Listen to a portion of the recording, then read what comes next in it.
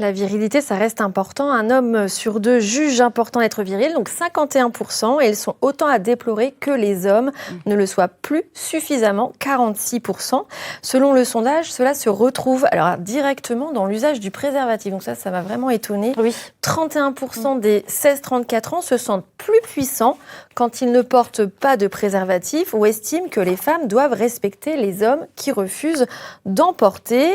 Et un jeune sur 6 pense que le préservatif est un signe de faiblesse. Donc on voit bien, pour les conclusions du sondage, ce lien entre virilité, puissance, faiblesse à cause du préservatif, tout est lié.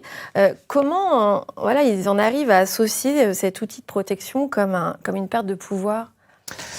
Dans ce qu'il faut comprendre dans une perte de pouvoir, dans une impuissance, en tout cas chez les hommes, quand on parle d'impuissance, souvent on parle quand même d'impuissance au niveau de l'appareil génital, de dysfonction érectile.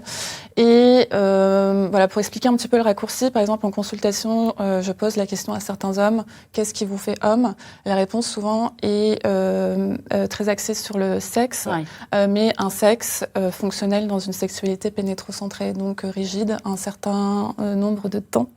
Et je pense que pour ces hommes-là, le fait de devoir potentiellement faire une pause pour mettre un préservatif, craignent le retour à un état flaccide. Donc, ils transposent ça comme, à tort, un échec ou une faiblesse. Ouais. Et donc, du coup, ça devient compliqué. Mais alors, quand ils arrivent dans votre cabinet, quelque part, c'est qu'ils ont déjà fait un pas. Comment faire ? C'est peut-être ceux qui viennent pas, justement, dont il faut s'inquiéter. Comment faire ? Je pense que le savoir, ça peut quand même aider. Oui. Donc, je pense qu'il faut arrêter d'avoir peur, d'essayer de se comparer, d'ouvrir la discussion là-dessus, parce que ce que fait le voisin ou les amis, etc., ça peut être gonflé, ça peut être aussi un petit peu